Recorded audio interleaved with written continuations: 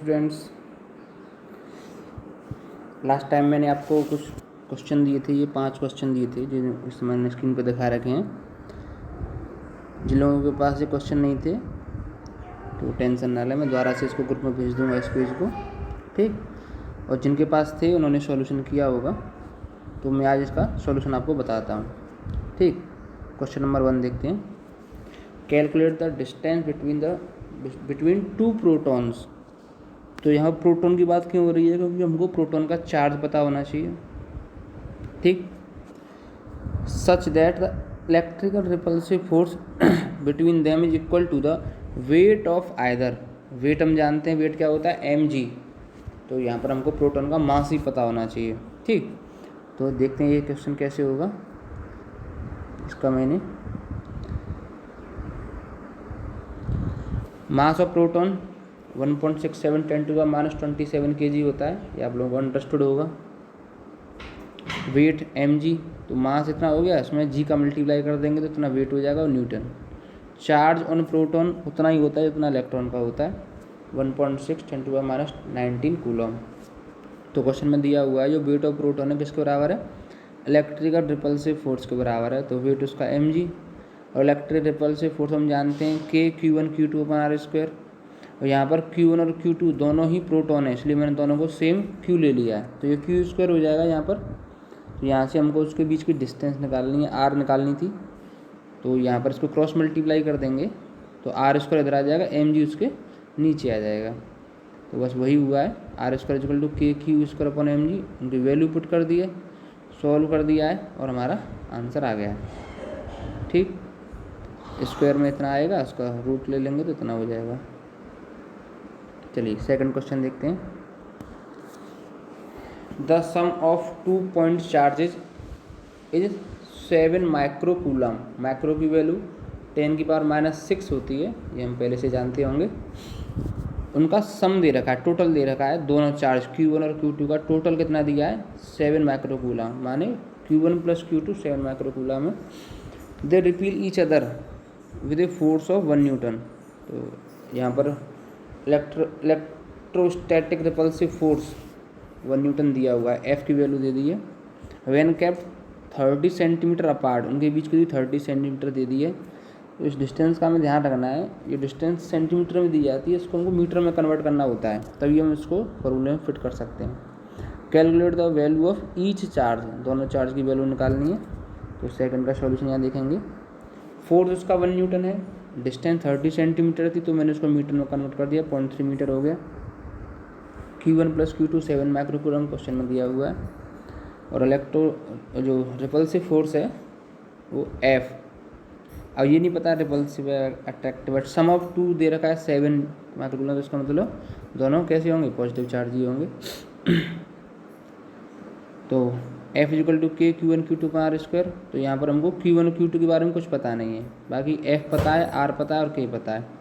तीनों की value put करके हमने Q1 और Q2 की वैल्यू निकाल ली, और R की वैल्यू मैंने 0.3 रखी है। यहाँ पर उसका स्क्वायर करेंगे तो 0.09 होगा, तो 0.09 को मैंने 9 10⁻⁻2 रखा है, तो 9 से 9 कैंसिल हो जाएगा।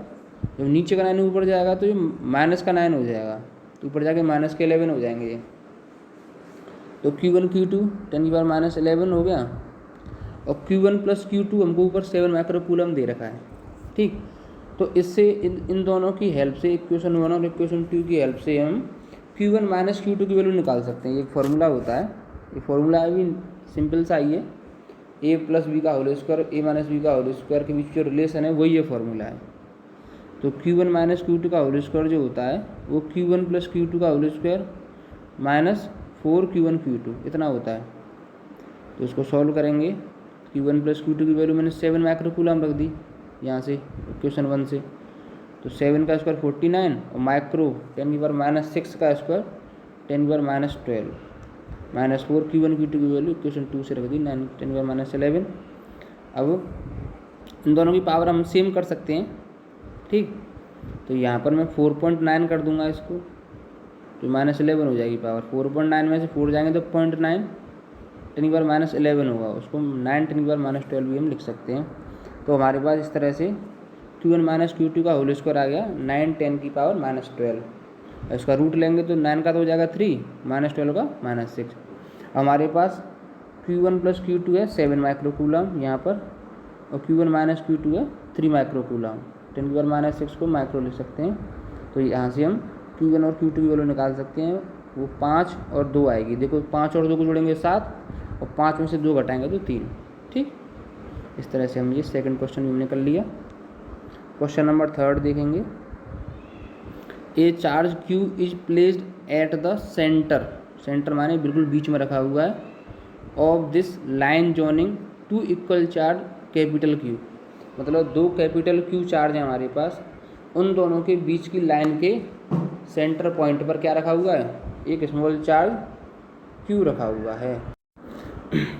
अब क्या करना है, so that the system of 3 charge will be equilibrium if Q = -Q/4। तो इक्विलिब्रियम का मतलब ये होता है कि दोनों चार्ज में से कोई भी किसी पर फोर्स नहीं लगा रहा है। सॉरी, 3 चार्ज हो गए यहाँ पर अब, तो तीनों चार्ज अपनी जगह पर डटे हुए हैं। इसका मतलब उन सब का फोर्स कैसा है, बैलेंस है। नेट जो इफेक्टिव फोर्स है वो यहाँ पर 0 माना जाएगा। ठीक, अंडरस्टूड। तो अभी हम इसको कैसे करेंगे, हम इसको पीछे से लेके चलेंगे। हम ये मान के चलेंगे कि वो चार्ज जो है कैसा है, इक्विलिब्रियम मान के चलेंगे। इक्विलिब्रियम मान के चलेंगे तो Q की वैल्यू इतनी आनी चाहिए। ठीक, तो अभी देखते हैं इसका सॉल्यूशन मैंने कैसे बताया आपको। यहाँ देखते हैं क्वेश्चन नंबर 3। देखो ये 2 कैपिटल Q चार्ज हैं, इनके मिड पॉइंट पर एक स्मॉल Q रखा हुआ है। अब मिड पॉइंट पर है तो दोनों तरफ से दूरी उसकी बराबर होगी, इसमें तो मैंने उसको x ले लिया है। Both charge Q are same, so net force at small Q mid point will be 0। तो क्योंकि दोनों चार्ज कैसे हैं, बराबर हैं। और तीसरी बात क्या है कि तीनों ये इक्विलिब्रियम में, तो तीनों पर जो फोर्स लग रहा होगा वो इक्वल लग रहा होगा, या हम ये कह सकते हैं तीनों पर जो नेट फोर्स है वो 0 है। आपने 9th क्लास में एक बैलेंस फोर्स और अनबैलेंस फोर्स पढ़ा है। बैलेंस फोर्स में क्या होता है, इफेक्टिव फोर्स 0 होता है। किसी ऑब्जेक्ट पर बहुत सारे फोर्स लग रहे हैं लेकिन ऑब्जेक्ट के अंदर मूवमेंट नहीं हो रहा है, तो इसका मतलब ये नहीं है कि उसमें फोर्स नहीं लग रहे, उसका फोर्स तो लग रहे हैं लेकिन उन सारे फोर्स का जो इफेक्ट है वो 0 है वहाँ पर। ठीक, तो वही कंडीशन है। तीनों चार्ज एक दूसरे का फोर्स तो लगा रहे हैं, रिपल्सिव फोर्स लगाएंगे क्योंकि तीनों पॉजिटिव चार्ज हैं, लेकिन वो इस समय कौन सी कंडीशन में, वो इक्विलिब्रियम कंडीशन में है। तो मैंने एट बी पर कैलकुलेट किया है। एट पॉइंट बी जो नेट फोर्स होगा वो 0 होगा। तो पॉइंट बी पर कौन कौन से चार्ज फोर्स लगाएंगे, पॉइंट बी पर एक तो ये वाला चार्ज फोर्स लगाएगा, यहाँ से लेकर यहाँ तक इस पर फोर्स लगाएगा। दूसरा ये वाला फोर्स लगाएगा, ये दोनों चार्ज यहाँ पर फोर्स लगाएंगे। ठीक, तो 1/4πε0 Q/2x², ये इस वाले चार्ज का फोर्स है। इसका चार्ज Q, इसका चार्ज Q अपन बीच की दूरी 2x, तो 2x का स्क्वायर।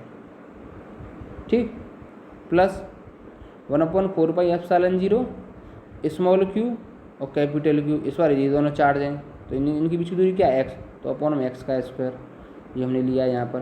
वो क्या है, नेट फोर्स क्या है, 0 है। 0 क्यों है, क्योंकि वो इक्विलिब्रियम में है। इक्विलिब्रियम में है तो net force on other 2 charges should be 0। Equilibrium का मतलब ये होता है कि दोनों में से कोई चार्ज मूवमेंट नहीं कर रहा है, तो 0 हो जाएगा। तो एक वैल्यू को हम इधर ले जाएंगे, मैं इस वाली वैल्यू को इधर ले गया तो ये कैसी हो जाएगी, नेगेटिव हो जाएगी। ठीक, जब उधर जाके नेगेटिव हो जाएगी तो 1/4πε0 से ये कट जाएगा, आपस में कट जाएंगे। और फिर मैंने नीचे इसका स्क्वायर कर दिया है, Q/x², तो इधर बचेगा कैपिटल Q से कैपिटल Q कट जाएगा एक, इधर माइनस के Q/2x का स्क्वायर, नीचे 2x है उसका स्क्वायर है तो उसका स्क्वायर करेंगे 4x² होगा। अब x² से स्क्वायर कट जाएगा तो स्मॉल q इक्वल टू क्या हो जाए, माइनस के कैपिटल Q/4, ये हमको लेके आना था। ठीक, क्वेश्चन नंबर 4 हम देखेंगे। A free ball a of 8 gram weight, 8 gram वजन की कोई बॉल है, carries a positive charge of 5 × 10⁻8 coulomb. उस पर कैसा चार्ज है, पॉजिटिव चार्ज है, इतनी उसकी वैल्यू है चार्ज की। What must be the nature and magnitude of charge that should be given to second ball B, एक दूसरी बॉल भी है, उस पर उसको हम कितना चार्ज दें, ये पूछवा है। कब, कौन सी कंडीशन है, फिक्स्ड 5 सेंटीमीटर बिलो बॉल ए, जो ऊपर वाली जो बॉल है उससे वो 5 सेंटीमीटर बॉल नीचे रखी हुई है। मतलब ये जो बॉल है, ये बॉल ऊपर है, इसके 5 सेंटीमीटर नीचे एक दूसरी बॉल बी है, ठीक है। Below the ball A so that ball a stationary, और मतलब इसका चार्ज कितना होना चाहिए कि ये हवा में टिकी रहे, स्टेशनरी का मतलब रुकी रहे हवा में। अब देखो ये ऊपर जो बॉल है एयर में है, तो वो नीचे की ओर फोर्स लगाएगी, कौन सा, mg फोर्स लगाएगी। कोई भी चीज़ हवा में होती है तो उसका वेट उस पर वर्क करता है, और नीचे वाली बॉल इसको हवा में रोके हुए, तो ये और ये दोनों पॉजिटिव होंगी, तभी तो रिपल्सिव फोर्स लगेगा। अगर मान लो नीचे वाली बॉल पर नेगेटिव चार्ज हुआ तो ये तो इसको अट्रैक्ट कर लेगी, ये तो और स्पीड से नीचे की ओर आएगी। लेकिन वो कह रहे हैं कि ये वाली बॉल स्टेशनरी है, रुकी हुई है, इसका मतलब ये बॉल इस वाली बॉल पर एक फोर्स लगा रही है ऊपर की ओर। वो फोर्स कब लगाएगी, जब ये इस बॉल का चार्ज भी कैसा होगा, पॉजिटिव होगा। पहली बात तो ये समझ में आ गई होगी आप लोगों के, ठीक। तो उसका नेचर कैसा हो गया, पॉजिटिव। उसका मैग्नीट्यूड हम निकालते हैं, देखो मैग्नीट्यूड मैंने निकाल के दिखाया है यहाँ पर। ये चार्ज Q1 है, ये चार्ज Q2 है, बॉल ए ऊपर है, बी नीचे है, बीच की दूरी 5 सेंटीमीटर है। रिपल्सिव फोर्स नीचे वाली बॉल ऊपर वाली बॉल पर लगा रही है। तो ये जब ये रुकी हुई है, इसका मतलब इसका जो वेट है वो रिपल्सिव फोर्स के बराबर है, m1g बराबर रिपल्सिव फोर्स। तो F बराबर m1g हो गया।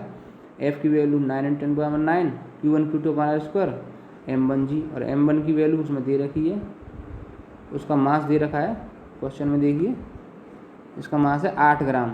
अब 8 ग्राम को किलोग्राम में कन्वर्ट करेंगे तो 1000 से डिवाइड करना पड़ेगा, या 10⁻³ से। तो मैं यहाँ पर 10⁻³ से डिवाइड कर दिया है, ठीक। वैल्यू पुट कर देंगे तीनों की। आर की वैल्यू क्या, 5 सेंटीमीटर, इसको मीटर में कन्वर्ट कर दिया है मैंने।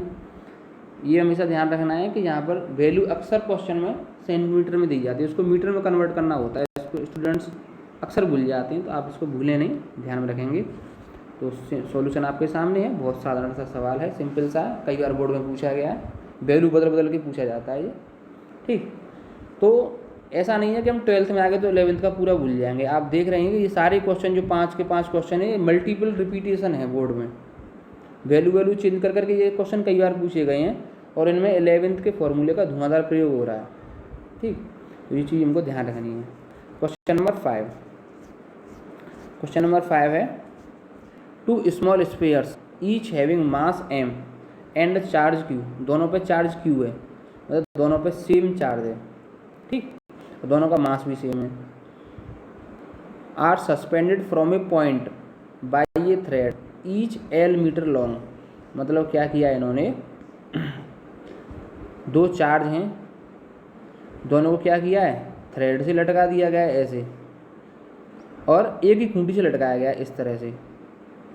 अब ये चार्ज एक दूसरे से दूर चले जाएंगे, रिपल्सिव फोर्स लगाएंगे दूसरे पे, क्यों, क्योंकि दोनों चार्ज कैसे हैं, पॉजिटिव चार्ज हैं या नेगेटिव, मतलब दोनों सेम चार्ज हैं, दोनों का मैग्नीट्यूड भी सेम है, और ये स्ट्रिंग की लंबाई भी क्या है, L है, दोनों तरफ लंबाई भी सेम है, मास भी सेम है, सारी चीज़ सेम है, ठीक।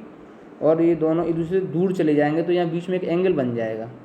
अगर मैं इसके बीच में एक लाइन ड्रॉ करूँ तो ये वाला एंगल इस वाले एंगल के बराबर होगा। If theta is the angle each thread makes with the vertical मतलब एक सीधी लाइन अगर मैं खींचूँ, अगर मैं एक सीधी लाइन खींचता हूँ तो यहाँ से ईच थ्रेड कितना बना रहा है, एंगल थीटा बना रहा है। जो बात जो मैंने बताई थी वही वाली बात है।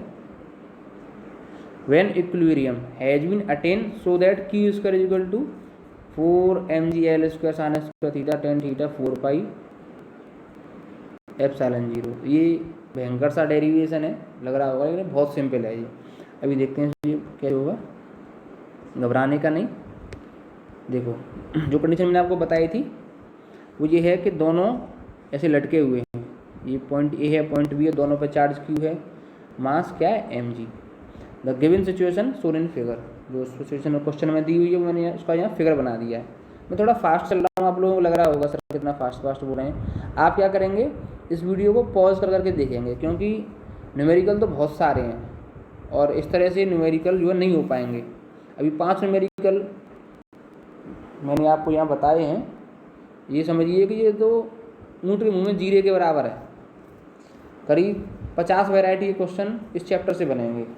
तो हमने 5 क्वेश्चन किए हैं। मैंने ट्राई ये किया है कि हर क्वेश्चन अलग वैरायटी का है, कोई क्वेश्चन मैंने रिपीट नहीं किया है, और सारे क्वेश्चन वो हैं जो कभी न कभी बोर्ड में पूछे गए। और हमारा कंसेप्ट क्लियर होना चाहिए। देखो कोई भी चीज़ हवा में लटकी हुई है तो ये बात कन्फर्म मानिए कि उसका वेट नीचे की वर्क करेगा ही करेगा, चाहे हम चाहें या नहीं चाहें। अगर हम भूल भी जाते हैं तो इसका मतलब ये थोड़ी है कि वेट वर्क नहीं कर रहा है, वो तो हमारा फॉल्ट है कि हम उस वेट को वहाँ कंसिडर करना भूल गए। तो ये चीज़ हमेशा ध्यान रखनी है, ठीक। कोई चीज़ हवा में है, एयर में लटकी हुई है, एयर में रुकी हुई है, इसका मतलब ये नहीं है कि उसका वेट नीचे को वर्क नहीं कर रहा, उसका वेट नीचे को वर्क कर रहा है। कोई दूसरी चीज़ है जो उसको वहाँ रोके हुए है, हमें उसको निकालना होता है। Each sphere A and B feel forces. अब जो स्फीयर ए और बी हैं, ये जहाँ गोले बने हुए हैं, इन पर 3 तरह के फोर्स लग रहे हैं। कौन कौन से? इट्स वेट mg, एक तो इसका खुद का वेट वर्क कर रहा है। Tension T in the string, और लटके हुए हैं तो एक टेंशन टी भी वर्क कर रही है। और रिपल्सिव फोर्स एफ। यहाँ पर एक नया कंसेप्ट ये है, अभी तक 11th में रिपल्सिव फोर्स नहीं था, सिर्फ टेंशन टी थी और mg था, और यहाँ पर रिपल्सिव फोर्स और आ गया है, ठीक है। तो 11th और 12th में बस ये डिफरेंस है थोड़ा सा। तो तीनों इक्विलिब्रियम में है, उन्होंने यही बोला है। रिपल्सिव फोर्स एफ की वैल्यू क्या है? वही है जो कूलाम का लॉ है, F इजिकल टू के Q1 Q2। तो यहाँ पर दोनों चार्ज सेम है, तो क्यू स्क्वायर अपॉन बीच की दूरी ए बी, ए से लेकर मैंने बी तक की दूरी ए बी ले ली है यहाँ पर, A B square. As the force are in equilibrium the 3 force on sphere A can be represented by the 3 side of triangle AOC taken in the same order. तो क्या किया है बेटा, ये थोड़ा सा समझने वाली बात है यहाँ पर। अभी हम फोर्स को हमने किसके इक्विवेलेंट लिया है? ट्राइंगल की साइड के, ऐसा हम ले सकते हैं, ठीक। तो यहाँ पर जो फोर्स F है, मैं इसको किसके इक्विवेलेंट लूँगा? ये ट्राइंगल की ये जो साइड है इसके पीछे वाली, मतलब जिस डायरेक्शन में फोर्स है उसी डायरेक्शन की हमको साइड लेनी है। तो फोर्स हमारा इधर है, तो इस डायरेक्शन में साइड कौन सी है? AC। अभी हम इस ट्राइंगल को लेके चलेंगे, इस वाले ट्राइंगल को, ओके। फोर्स F अपॉन क्या आ जाएगा? AC। ऐसे ही mg अपॉन क्या आएगा? OC, ये वाली साइड। और T अपॉन क्या आ जाएगा? ये वाली साइड। समझ में आ रही बात? मतलब जो फोर्स जिस डायरेक्शन में है उसी डायरेक्शन की हमको साइड यहाँ पर लेनी होती है। ये एक लॉ है। एक मैंने आपको लामीज थ्योरम बताई थी 11th में, शायद अगर आपको ध्यान हो, जो बच्चे मुझसे पढ़े थे, एक लामीज थ्योरम मैंने बताई थी, वो भी लगभग ऐसी ही है, ठीक। लामीज थ्योरम थोड़ा सा ध्यान करिए, वेक्टर वाले चैप्टर में थी, तो लगभग लामीज थ्योरम ही इसमें लग रही है। तो वहाँ पर भी ऐसे ही हम करते थे। ये फोर्स F है, तो F upon sine A, triangle की 3 साइड के बराबर लेते थे, तो वहाँ पर एंगल लेते थे। एंगल ना लेकर हम साइड भी ले सकते हैं, ठीक है। 3 फोर्स को हम वहाँ पर 3 एंगल के इक्विवेलेंट लेके चलते थे, ऐसे ही 3 फोर्स को हम 3 साइड के इक्विवेलेंट भी ले सकते हैं, इसमें कोई आपत्ति नहीं है। तो F अपॉन क्या आ जाएगा? AC, mg अपॉन OC और T अपॉन AO या OA, ठीक। तो चलिए ये हमने थ्योरम यहाँ लगा दी। F upon AC is equal to mg upon OC T upon AO। तो उसमें मैं पहले 2 का यूज़ करूँगा, इन 2 का मैंने यूज़ किया है। तो F बराबर क्या हो गया? F बराबर mg, यहाँ से mg AC अपॉन OC, इधर से ये AC इधर से उठ के इधर आ जाएगा। तो इक्वेशन नंबर 2 हो गई। तो ये देखो, ये भी F के बराबर है इक्वेशन 2, और इक्वेशन 1 भी किसके बराबर है? F के बराबर है। तो इक्वेशन 1 और 2 से जब लेफ्ट हैंड साइड बराबर है तो राइट हैंड साइड भी बराबर हो जाएंगी। तो K Q square upon AB square equal to mg AC upon OC। अब AB, AC और OC इन तीनों की वैल्यू हमको इस ट्राइंगल से निकालनी पड़ेगी। इसमें साइन थीटा, कोस थीटा अगर हम लेंगे तो देखो, साइन थीटा लेंगे, साइन बराबर क्या होता है? Perpendicular upon S. Sine theta बराबर क्या होता है बताइए? LAL, perpendicular upon hypotenuse. Perpendicular क्या है यहाँ पर? AC, हाइपोटेन्यूस क्या है? L। तो AC upon L equal to होगा साइन थीटा, यही तो होगा। तो AC बराबर क्या हो जाएगा? L साइन थीटा हो जाएगा। AC बराबर L साइन थीटा हो जाएगा। OC बराबर L कॉस थीटा। और ए बी बराबर क्या हो जाएगा 2AC।